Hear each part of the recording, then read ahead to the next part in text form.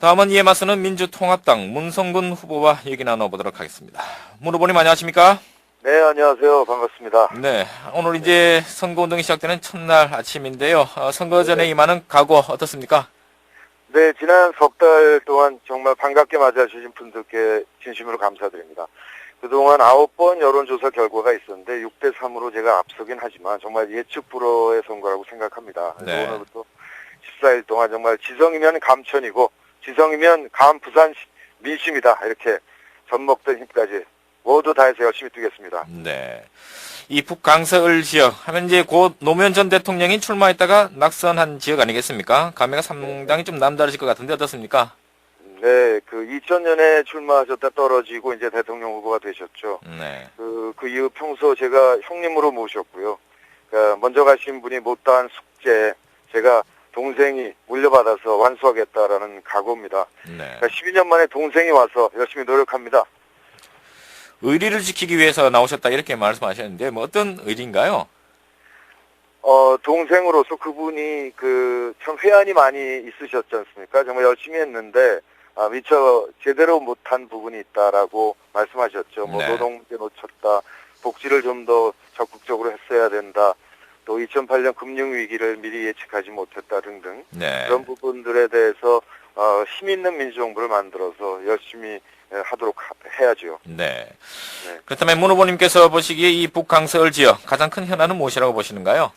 네, 한두 가지가 아니죠. 이 주거 지역인 북구는 교통, 교육, 복지, 일자리, 뭐 구청 이전 문제 등등이 있고요. 네. 또 도농공 복합 지역인 강서구는 개발, 그린벨트 규제, 또 명지 신도시 등 문제가 많습니다. 그런데 더 들여다보면 북구 경우에 할 일은 많은데 네. 이 북구 예산 2,250억 중에서 63%가 복지 예산입니다. 그래서 네. 다른 사업을 전혀 못 하거든요. 그러니까 예산 배정에 대한 국가 정책 자체를 바꿔야 될 필요가 있는 거고요. 네. 두 번째 최대 현안은 아무래도 가덕 신공항 재추진 여부가 아닐까 싶습니다. 네.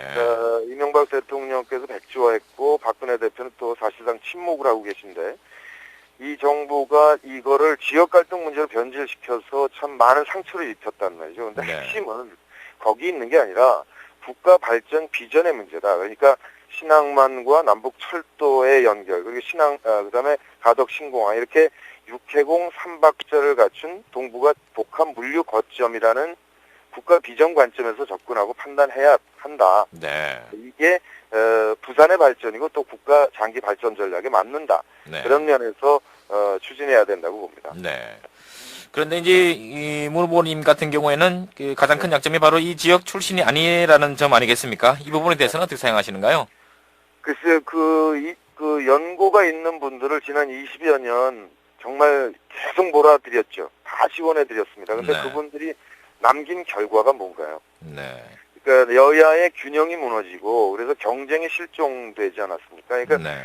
이를테면 시장 경제다 그럼 경쟁의 힘으로 발전하는 거나 마찬가지로 정치 역시 경쟁이 있어야 되는데 그게 없었다는 게 문제점이고요. 그러니까 지금 부산 발전을 볼 때는 이게 하늘에서 떠서 독수리 관점에서 볼 필요가 있다. 네. 그러니까 지금 부산이 침체된 원인은 새누리당의 일당 지배고 발전 전략은 남북 철도 연결을 통해서 동북아 물류 중심 도시를 해야 되는데 이거는 새누리당이 도무지 할 의지도 없고 능력도 없지 않습니까? 그러니까 이 점은 시민들께서 잘 판단해 주실 것이다 이렇게 생각합니다. 네. 뭐 지역 연구하고는 아무 이제 문제가 되지 않는다 이런 말씀이신 것 같은데요. 우리 문 후보님만이 갖고 있는 경쟁력이라고 할까요? 어떤 점을 내세울 수 있겠습니까?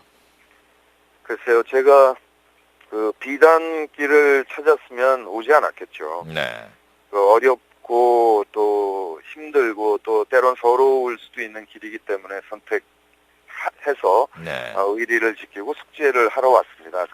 저의 마음을 좀 받아들여 주시기라 그렇게 생각합니다. 네. 네. 이 북강서울 지역은 이른바 낙동강 벨트라고 해서 이제 지금 민주통합당과 야권의 총선의 가장 최대 승부처로 지금 떠오르고 있지 않습니까? 민주통합당 최고위원으로서 지금 어떻게 생각하시는가요?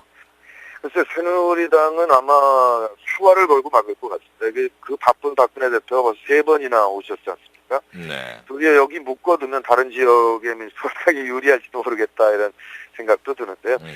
지금 20년 또 넘게 이제 부산을 새누리당이 장기 집권을 했는데 거기에 대한 실망을 넘어서 네. 분노가 느껴집니다. 그러니까 우리 민주통합당이 앞으로 어떻게 부산 발전과 국가 발전을 할 것인지 비전을 제대로 제시한다면 우리를 선택해 주실 것이다. 여기 많이 달라는 것도 아닙니다. 여기 부산에 18개 지역구인데 네. 한 3분의 1만 주시면 정말 그 힘으로 부산의 변화 그리고 대한민국의 변화를 한번 이끌어 보겠습니다. 네. 그렇다면 지금 문 후보님께서는 선거운동 전략을 지금 어떻게 세우고 계신가요?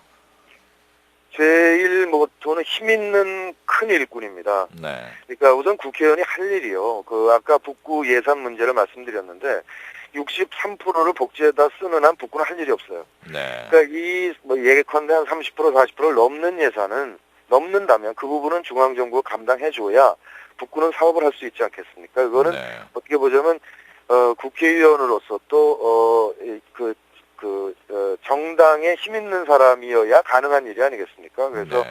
그 부분을 중앙 예산을 많이 가져올 수 있고 또 하나는 부산의 큰 전략, 국가 발전 전략을 힘있게 이끌어갈 수 있는 그런 힘 있는 일꾼으로서 접근하고자 합니다. 제가 네. 어찌됐든 민주통합당의 지금 제2인자 아니겠습니까? 네. 네.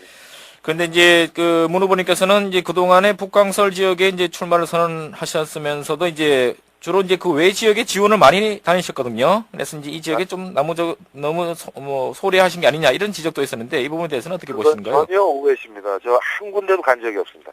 다만 1월 15일까지 이제 민주통합당 대표 경선 과정이 있었죠. 그러니까 네. 전국을 다닐 수밖에 없었고요. 16일 이후는 제가 부산에 계속 상주했습니다. 그런데 네. 월수금이 최고위원회 회의가 있어요. 서울에. 네. 그러니까 서울에 한 40시간 정도 갔다 왔는데 네. TV에는 늘 최고위원회 회의 모습만 비치니까 네. 제가 외지에 있다 이렇게 느끼신 것 같은데 실제로 여기 그냥 계속 상주하고 시민들을 만나 뵙고 있었습니다. 네, 그렇군요. 네. 끝으로 유권자들에게 하고 싶은 말씀 한 말씀 부탁드리겠습니다. 네, 제가 일본에서 태어났습니다. 그러니까 한국 전쟁이 났을 때 아버지 무니칸 목사가 미국에 유학 가 계셨거든요. 근데 네. 귀국이 안 되니까 유엔군에 자원 입대해서 일본 동경에 있으면서 판문점으로 왔다 갔다 하시면서 이제 휴전협정 통역을 하고 그러셨죠. 전쟁 네. 끝나고 다시 미국으로 유학을 가셨는데 그러다 보니까 태어난 곳이 고향이라면 저는 고향이 없는 셈입니다. 네. 그래서 평소 형님으로 모신 노무현 대통령의 고향, 형님의 고향이 제 고향입니다라는 마음으로 일을 하겠다. 저에게 일을 할 기회를 좀 주십시오. 이렇게 호소드립니다. 저의 마음을 절절한 마음을 받아주시기를 호소드립니다. 네, 잘 알겠습니다. 오늘 말씀 고맙습니다. 네, 고맙습니다. 네, 지금까지 민주통합당 문성근 후보였습니다.